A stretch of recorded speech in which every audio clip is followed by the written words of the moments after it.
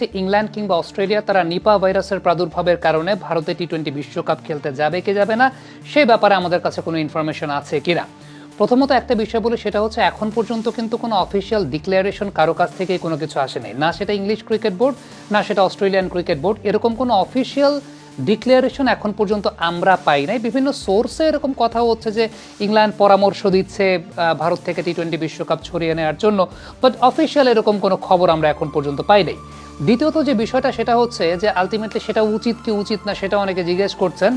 ভাইরাসের বিষয়ে আমি অভিজ্ঞ কেউ না, বা ভাইরাসের বিষয়ে আমি এক্সপার্ট কেউ না যে আমি এই জায়গাটায় মন্তব্য ব্যক্ত করব।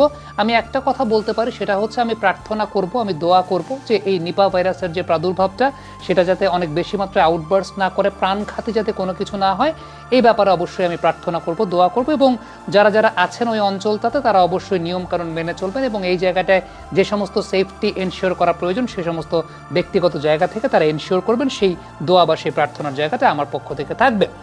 তবে এই মুহূর্তে আমি আপনাদেরকে কয়েকটা ইনফরমেশন দিতে পারি, সেটা যেমন তো একদম অথেন্টিক সোর্স থেকে পাওয়া, যেটা ইউনাইটেড নেশনের যে ওয়েবসাইট রয়েছে সেই ইউনাইটেড নেশনের ওয়েবসাইটে একটা কথা লেখা আছে, সেটা হচ্ছে এই ভিডিওটা আমি যখন করছি তখন পর্যন্ত 2 জন নিপা ভাইরাসে শনাক্ত হয়েছেন সেই কথা বলা আছে এবং সেই জায়গাটা তাদেরকে কোয়ারেন্টাইন প্রোটোকলের মধ্যে রাখা হয়েছে এবং তাদের সংস্পর্শে আসা 196 জনকে ডিটেক্ট করা গেছে, যে 196 জন আলটিমেটলি তাদেরও টেস্ট করে পরবর্তী সময় আসলে পাওয়া যায় নাই, এরকমই আসলে মন্তব্য সেটা ইউনাইটেড নেশনের ওয়েবসাইটে পাওয়া গেছে এবং সেই সঙ্গে রয়টার্সের ওয়েবসাইটেও পাওয়া গেছে।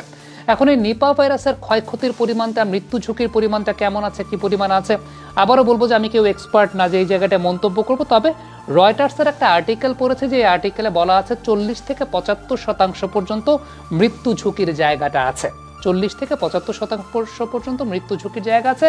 কিন্তু এটা আসলে কারেন্টলি কোন স্টেজে আছে, কি অবস্থাতে আছে, এটা ছড়ালে কতটুকু ছড়াতে পারে, কি ভাবে এটা মানুষের সংস্পর্শে আসতে পারে, সংস্পর্শে আসলে সেটা মহামারী আকারে কতটুকু ধারণ করতে পারে, এই ব্যাপারে আমি এক্সপার্ট কেউ না, আমি এই ব্যাপারে কোনো কিছুই জানি না, সুতরাং এই ব্যাপারে কোনো কিছু বলতে পারবো না। বিভিন্ন সোর্স, বিভিন্ন নিউজে বিভিন্ন কিছু বলা হচ্ছে, বিভিন্ন কিছু অনেকে বলার চেষ্টা করছেন, কিন্তু সত্যি কথা বলতে অথেন্টিক কোনো সোর্স যদি কখনো না পাই সেক্ষেত্রে তো আসলে যদি কোনো মন্তব্য করে দিই সেটা একটা আনফেয়ার বিষয় হয়ে যাবে। এই মুহূর্তে এই ভিডিওটা যতক্ষণ পর্যন্ত করছি Australian cricket board, English cricket board থেকে এরকম কোনো কিছুই এখন পর্যন্ত বলা হয়নি। হ্যাঁ, একটা নিউজ আর্টিকেল পড়ছিলাম যেখানে এবিসি নিউজ, অস্ট্রেলিয়ান নিউজ, সেখানে একটা বিষয় বলা হচ্ছিল, তাদের যিনি এই মুহূর্তে স্বাস্থ্যমন্ত্রী আছেন তিনি বলেছেন যে তিনি এই বিষয়টা পর্যবেক্ষণ করছেন, নিপা ভাইরাসের এই ইস্যুটা তিনি পর্যবেক্ষণ করছেন।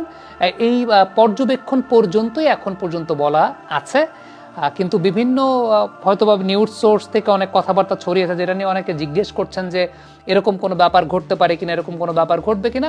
এখন পর্যন্ত তো আসলে এরকম কোনো অথেন্টিক সোর্স থেকে কোনো কিছু পাওয়া যায় না, সো সেই মন্তব্যটা আসলে কীভাবে ব্যক্ত করতে পারে। এখন উচিত কি উচিত না সরিয়ে নেওয়াটা সেটাও বলতে পারবো না, কারণটা হচ্ছে যে ভাইরাস নিয়ে আমি এক্সপার্ট কেউ না। বাট এখন পর্যন্ত রয়টার্স কিংবা ইউনাইটেড নেশনের ওয়েবসাইটে যে সমস্ত কথাবার্তাগুলো লেখা ছিল সেগুলো আপনাদের সঙ্গে শেয়ার করলাম। দিন শেষে আবারও বলবো যে কোনো ভাইরাস, যে কোনো মহামারী, সেটা ব্যক্তিগত জায়গা থেকে কখনোই আমরা অন্য কারো ব্যক্তিগত ক্ষতি তো অবশ্যই চাইতে পারি না। এটা কখনোই, এটা আমাদের কার্টেসি, আমাদের সৌজন্যতা, আমাদের মানবতা, আমাদের ধর্ম কখনোই এই বিষয়টা আমাদেরকে সাপোর্ট করে না। এবং অবশ্যই সেই জায়গাটায় প্রার্থনা থাকবে যাতে এই ভাইরাসটা প্রাণঘাতী বা মরণঘাতী কোনো বিষয়ে না রূপান্তরিত হয়। কমেন্ট বক্সে আপনাদের মন্তব্য, মতামত জানতে চাই।